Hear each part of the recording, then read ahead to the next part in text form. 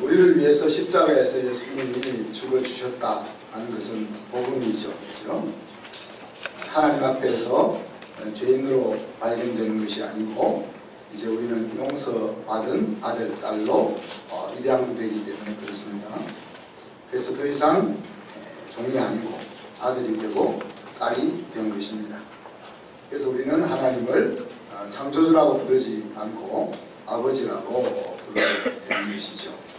십자가는 분명 복음입니다.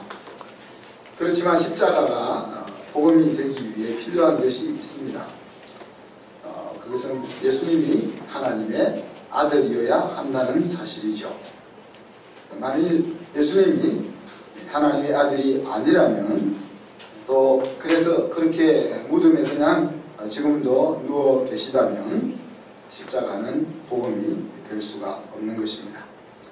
좋게 보아주면 예수님은 우리의 훌륭한 선생님이 제자들에게 보다 나은 삶을 살게 하려다가 죽으신 그분일 뿐인 것이고, 아니면 어지러운 세상을 구원하려다가 정신이 돌아버린 청년이 죽은 자리일 뿐입니다. 가장 나쁘게 보자면은 세상 사람들을 천국으로 미혹하다가 죽은 사기꾼의 죽음이다, 그렇게 말할 수 있겠죠.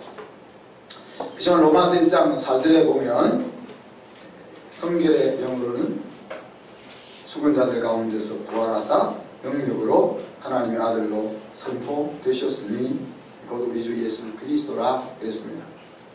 예수님은 증명되든 증명되지 않든 분명 하나님의 아들이십니다. 그러나 부활을 통해서 하나님을 제대로 알지 못하는 제자들과 또 우리들에게 그분이 바로 살아계신 하나님의 아들인 것을 증명해 보여주시는 것입니다. 죽음을 이기고 부활하셔서 당신이 하나님의 아들인 것을 제자들의 마음속에 확인시켜 주신 것입니다. 사실을 확인하는 것을 넘어서 예수님의 부활이 제자들에게 부활의 첫 열매로 받아들여지게 하신 것이죠.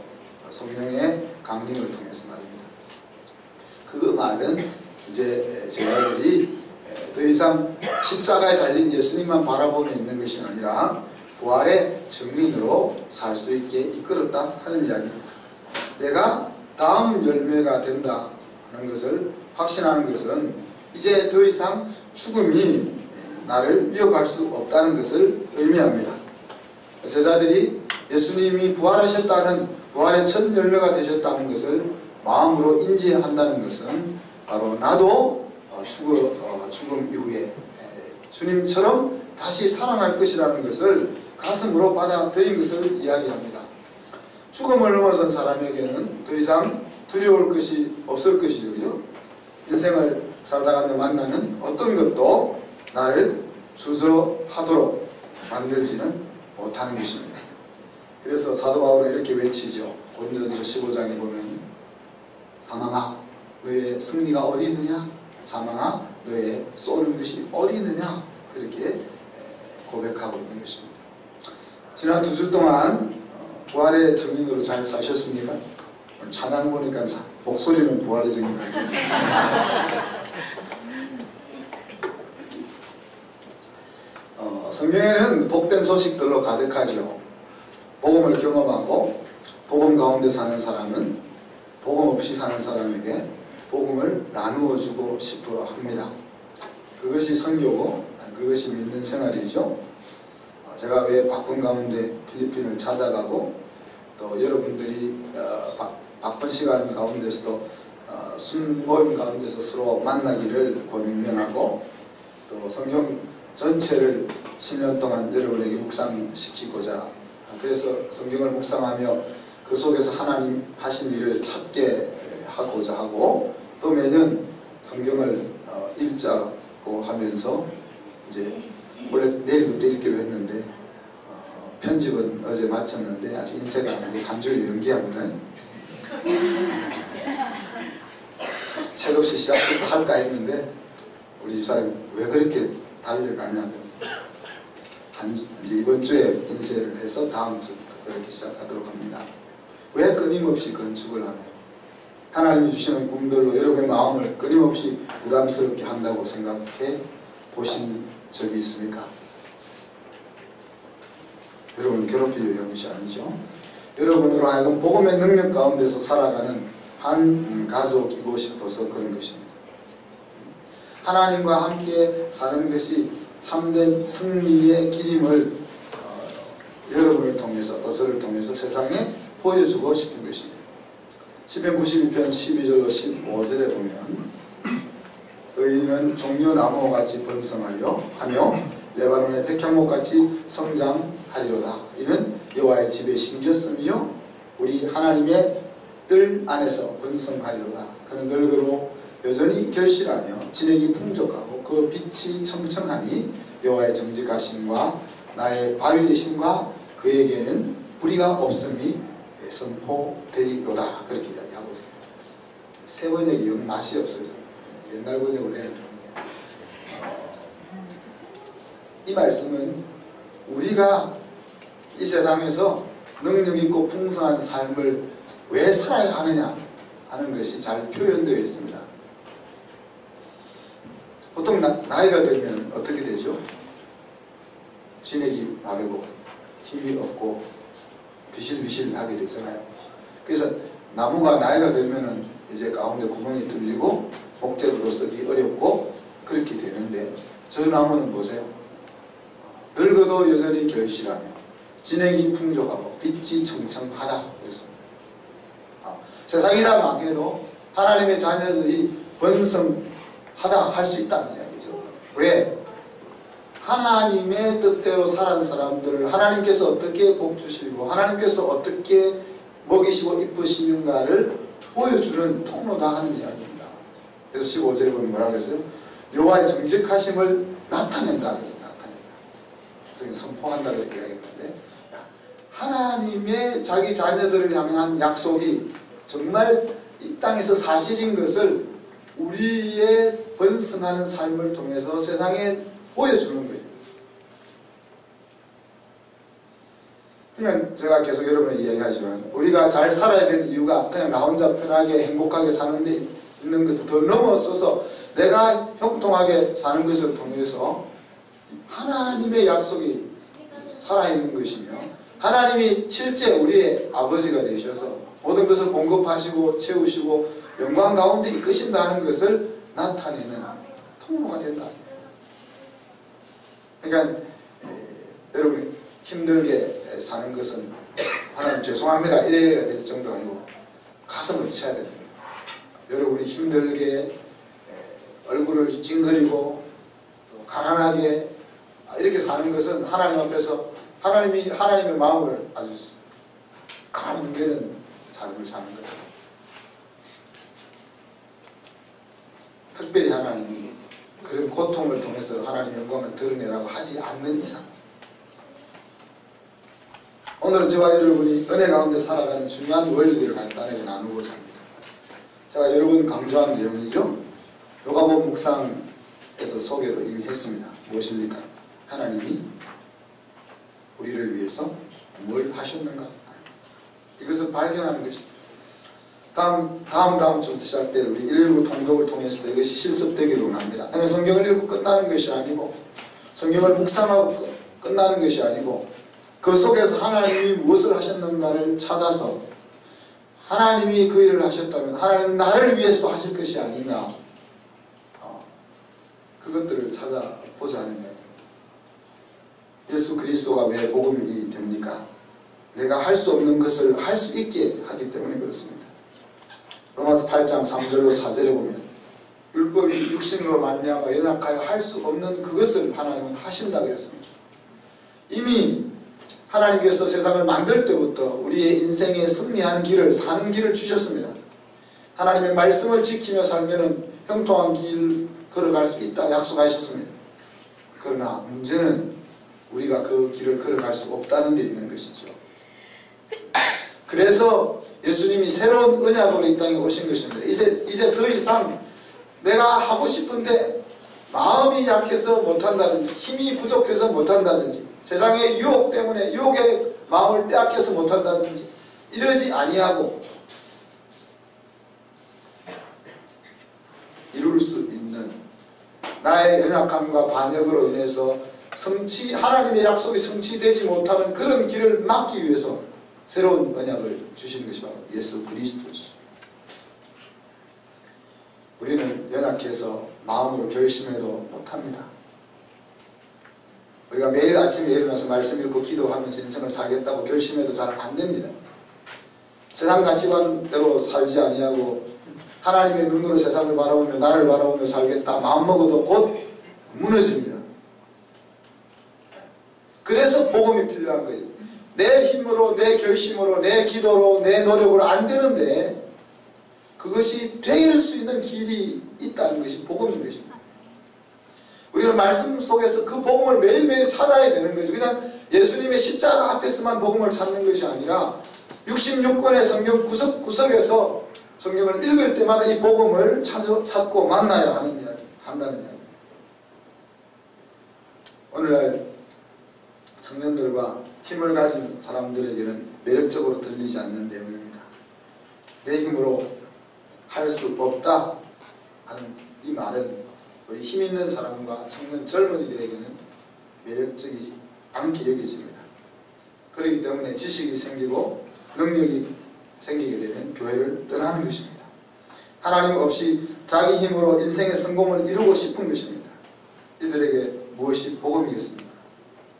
내 힘으로 인생을 승리할 수 없구나 하는 것을 느끼게 하는 것이 복음입니다. 그들에게 힘을 더해주는 것이 복음이 아니라 내 힘으로 살아보다가는 안 되는구나 하는 것을 느끼게 하는 것이 복음이라는 거예요. 그러기 하나님이 허락하시는 공부함의 자리가 우리를 복음으로 이끄는 자리가 되는 것입니다.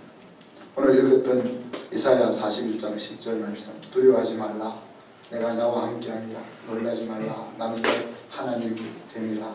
내가 너를 굳세게 하리라. 참으로 너를 도와주리라. 참으로 나의 의로운 오른손으로 너를 붙들리라. 이 말씀이 나라가 망해 있는 그 상황 속에 놓여있는 이스라엘 백성들에게 왜 복음입니까? 자, 하나님이 이스라엘을 위해서 하신 일이 무엇인지를 이 짧은 말씀 속에서 생각을 해보십시오. 하나님이 망해버린 이스라엘 백성들에게 먼저 찾아오신 것이 복음이라는 거죠. 그리고는 내가 너와 함께 한다라고 오늘 말하고 있습니다. 하나님이 함께 하신다는 것이 복음입니다. 그리고 하나님이 이제는 너희들을 붙들어주고 너희들을 도와주겠다고 하는 것이 복음입니다. 이 하나님이 항상 우리를 찾아오시고 또 하나님이 우리와 함께 하시고 하나님이 우리를 붙들어 주시고 도와주신다는 것은 성경에서 우리에게 약속하고 있는 하나님이 약속하고 있는 최고의 축복이라고 할 수 있습니다. 이 축복들이 성경 전체에 개별적으로 여러 가지 모양으로 흩어져 있습니다. 이 사실을 알면 이스라엘 백성들이 이 사실을 알면 나라가 망하는 상황에서도 두려워하지 않을 수 있다는 거예요.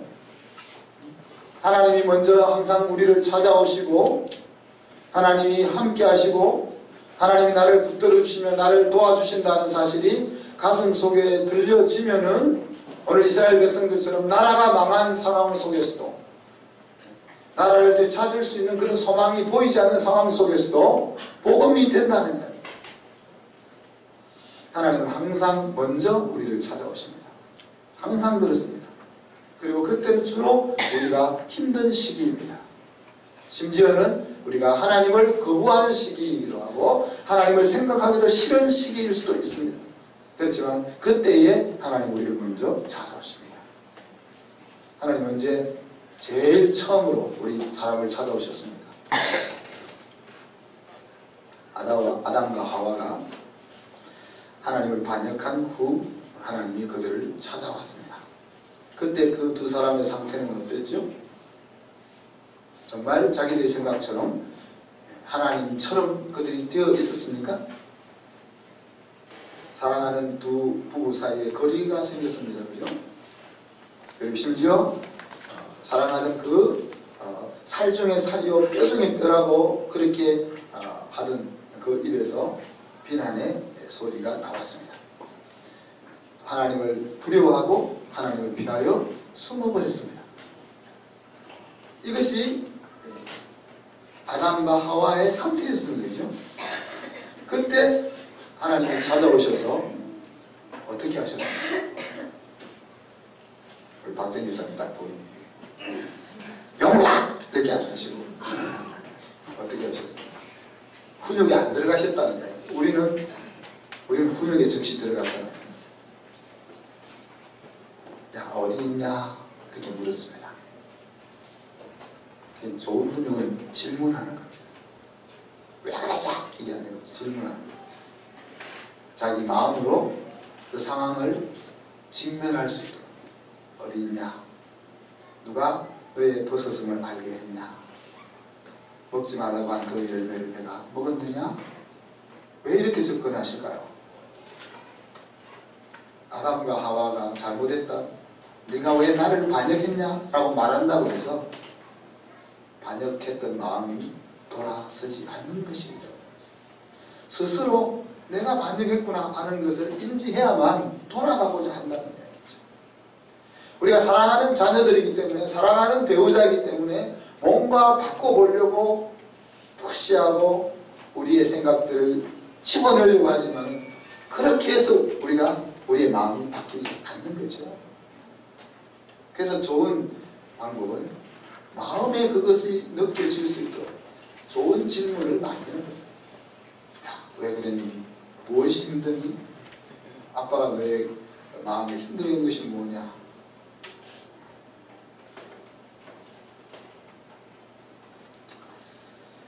오늘 여러분의 날들은 평안하십니까?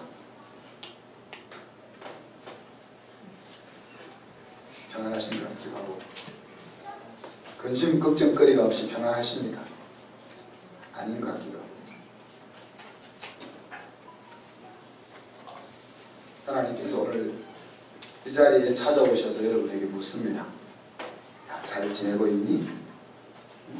힘든 일은 없고? 뭘 도와줄까? 자, 이것이 복음이 아닙니까, 여러분? 하나님이 오늘 내 고민과 갈등의 현장 속에 찾아와서 야, 뭐가 힘드냐? 뭘 도와주면 좋겠니? 내가 어떻게 해주면 일어설 수 있겠어? 이렇게 찾아오신다는 이야기. 이것이 복음이라는 이야기입니다. 내가 하나님을 찾아갈 마음조차 먹을 수 없는 그 순간에도 하나님이 먼저 찾아오셔서 성경 전체 속에서는 끊임없이 하나님이 자기를 잃어버리고 자기 혼자 힘들게 살고 있는 자기의 자녀들을 찾아오시는 기록들로 가득하다는 거죠. 엄밀하게 말하자면 사실은 항상 내 옆에 계셨는데 항상 옆에 계신 그 하나님이 내 옆에 계시다는 것을 깨달았대라 그렇게 말할 수도 있겠죠. 하나님 저에게 이렇게 말씀하십니다. 내가 너를 찾아갔느냐? 너는 왜 내 양에게 찾아가지 않느냐? 내 양들이 어떤 상태에 있는지를 아느냐? 얼마나 힘든지 아느냐? 잘 사는 것 같은데 하나하나 돌아보니까 힘든 것 같이 여겨지더라고요. 여러분들이. 제가 대답합니다. 저도 찾아가고 싶어요. 근데 잘 안 됩니다. 저는 홀로 싸우는 스타일이라서 우리 성도들도 그렇게 사는 줄 알고 있기 때문입니다. 그렇지 않은 사람들이 많다는 것을 알면서도 대부분이 저같지 않다는 것을 알면서도 자꾸 잊어버립니다. 그래서 하나님 말씀하십니다. 서로 찾아가게 할 수도 있지, 찾아오게 만들 수도 있지, 찾아오고 싶도록 만들려면 바쁘지 않게 보여라.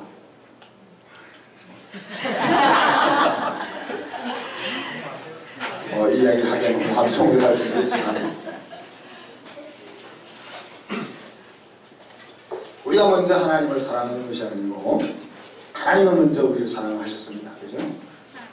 우리가 나름 여러 사정으로 하나님을 찾아가지 않아도 하나님이 먼저 찾아오신다는 것입니다. 이것이 우리가 가진 복이고 복음이지 않습니까? 주님이 찾아오심이 인지되는 여러분이 되기를 축복합니다. 우리가 가진 또 하나의 복음은 무엇입니까? 하나님이 함께하신다는 것이죠. 예수님은 제자들에게 거기에 덧붙여서 영원히 떠나지 않겠다라고 한마디를 더 하셨습니다. 하나님이 우리와 함께 하시는 것이 복음이라는 거죠. 하나님은 우리에게 말할 수 없이 많은 선물들을 주셨습니다. 미국 개혁교단에서는 7가지 선물을 이렇게 요약을 해봅니다. 이제 미국 사람들은 워드플레이 이런 게 재미있어 하니까 그걸 T자로 다 만들어가지고 7T 그렇게 하나 소개해 볼게요. The Earth and its territory라고 할 수 있겠죠. 그죠? 땅과 환경이 하나님 준 선물이랍니다. 먹고 살 수 있는 터전이죠. 두 번째는 task, 일입니다. 생존하게 해주고 또 우리에게 보람을 갖게 해주고 또 몸과 성취를 할 수 있는 도구가 되는 것이 일입니다. 그죠? 세 번째 타임, 시간이고 네 번째는 talent, 재능입니다. 다섯 번째는 템플의 성전인데 이 성전을 말하는 게 아니고 우리 바디, 몸된 성전을 이야기합니다. 그리고 여섯 번째는 treasure, 우리가 가지고 있는 재물. 그러니까 이 세 번째부터 여섯 번째 이 선물들은 하나님께 영광을 돌릴 수 있는 도구들이 됩니다. 그리고 마지막으로 transmission, 전달하는 거죠. 복음을 전달하는 것. 복음을 다른 사람과 나눌 수 있는 기회. 이것이 하나님 주신 선물이라 그렇게 이야기합니다. 이런 선물들을 하나님 우리에게 주셨다는 거죠. 에베소서 1장 3절에 보면 바울은 뭐라고 했습니까? 하늘에 속한 모든 신령한 복을 우리에게 주셨다 그랬습니다. 그래서 뭐 말할 수 없이 우리가 하나님이 주신 복을 하나 헤아려 보면은 세월이 다 가겠죠. 그죠? 그렇게 많은 복을 주셨습니다. 자, 그런데 가장 큰 복은 하나님 자신이라는 거예요. 우리에게 건강도 주시고 물질도 주시고 시간도 주시고 재주도 주시고 사람도 주시고 돈도 주시고 배경도 주시고 여러 가지 수많은 선물을 하나님 우리에게 주셨지만 가장 큰 선물은 하나님 자신을 주신 것입니다. 아버지가 사준 선물도 좋지만 아버지만 있으면 언제든지 원하는 것은 무엇이든지 가질 수 있는 것 아닙니까? 그래요? 하나님께서 말씀하십니다. 너희가 지금 망한 것 같지만 내가 너희와 함께 할 거야. 이스라엘 백성들에게 그렇게 이야기하는 거죠. 하나님 함께 하시는 것이 복음이라는 거예요. 마지막으로 하나님 자녀가 가진 또 하나의 복음은 뭡니까? 하나님의 도우시는 손길이 있다는 겁니다. 내가 너를 도울 거야. 내가 너를 붙잡아 줄 거야 하는 것입니다. 인생이 힘든 이유 중에 하나가 외로움 아닙니까? 그죠? 나 혼자. 엘리야 선지자가 850명의 바알 선지자와 아세라 선지자를 혼자 싸워서 이겼습니다. 850대 1이라는 싸움을 할 수가 있습니까? 우리가 할 수가 없죠. 근데 그렇게 할 만큼 신앙과 용기가 탁월한 선지자였습니다. 그런데 그 마음속에 갑자기 밀려오는 것이 무엇이든 나 혼자야. 하나님 앞에 서 있는 사람은 나 혼자야 라는 생각이 밀려올 때 어떻게 했습니까? 하나님 차라리 죽여주세요. 그러면서 도망갔잖아요. 그렇죠? 힘든 길을 걸어가도 누군가가 나와 함께 가고 있으면 힘이 덜 들잖아요. 그렇죠? 여자들은 보면은 무서운 길을 갈 때 어린 자기 아들 손잡고 가는 그것도 힘이 된다고 그러더라고요. 뭐가 나타나면 짐일 텐데 그래서 그 손잡고 가는 것이 혼자 가는 것보다는 낫다는 거죠.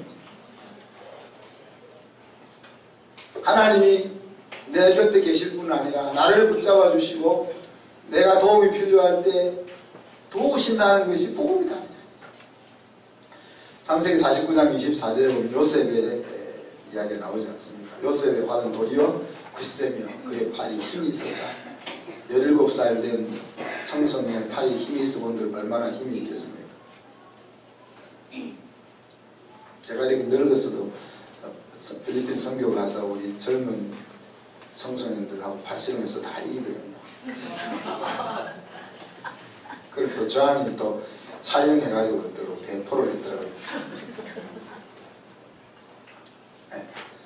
17된 청소년의 팔이 뭘 그리 힘이 있겠어요?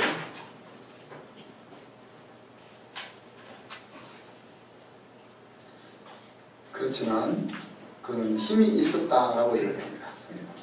형들에 의해 팔려갔을 때에도 보디발의 노예가 되었을 때에도 모함을 받아 감옥에 갇혔을 때에도 은혜를 입은 장관이 은혜를 잊어버렸을 때에도 하나님의 손에 도우심을 힘입어 승리의 자리에 서게 되었다. 그렇게 얘기하는 거죠.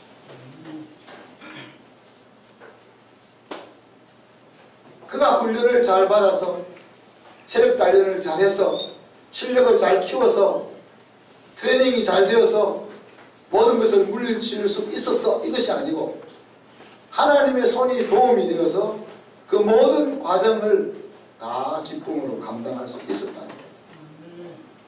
이사야 40장 29절에서는 하나님은 피곤한 자에게는 능력을 주시며 무능한 자에게는 힘을 더하신다라고 얘기했습니다. 힘을 가지고 있는 사람이 힘을 다 사용해서 지쳐버렸을 때 하나님 새로운 힘을 다시 공급해 주신다는 거예요. 그리고 힘이 부족한 자, 힘이 없는 자, 감당할 수 있을 만큼 능력을 더해 주시는 분이 하나님이라. 그래서 하나님이 나를 붙드시고 하나님이 나의 도움이 되신다는 것이 복음이다.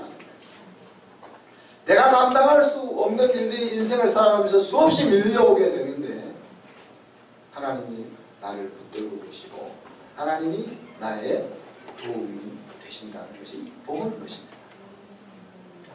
신앙의 힘은 하나님이 하신 일을 찾는 것에서부터 시작됩니다. 이 모든 것들이 은혜로 출발되는 거죠. 오늘 나라가 망한 상황에서 이사야 선지자 백성들에게 복음을 전했습니다. 하나님이 먼저 우리를 찾아오셔 하나님 우리와 함께 하셔 하나님이 우리를 붙들어 주시고 우리를 도와주실 거야. 누가 이사야가 전한 이 복음을 받아서 복음 안에서 승리했을까요? 저와 여러분의 인생살이 가운데 일어나고 있는 모든 일들을 하나님의 관점으로 바라보는 것이 은혜입니다. 그리고 그 은혜 가운데 살아가게 하는 비밀이 바로 복음의 능력인 것이죠. 여러분이 하나님의 말씀을 읽고 묵상하면서 하나님이 주시는 그 복음이라는 보석을 날마다 캐시기를 바랍니다. 복음서에 나와 있는 십자가에만 복음이 있는 것이 아니라는 거예요. 그 십자가의 복음이 성경 66권 구석구석에 다양한 방식과 다양한 표현으로 숨겨져 있는 것이죠. 여러분이 하나님을 말씀을 읽고 묵상하면서 그 보석들을 캐내야 되는 거예요. 그래서 그 보석들을 모아가면서 매일매일 모아가는 가운데 우리 앞에 우리 삶 속에 일어나고 있는 여러 가지 일들을 하나님의 관점으로 볼 수 있는 눈이 저희들에게 생기는 것입니다. 하나님의 눈으로 볼 수만 있다면 우리의 인생에는 염려와 불안과 근심과 두려움이 존재할 이유가 없습니다.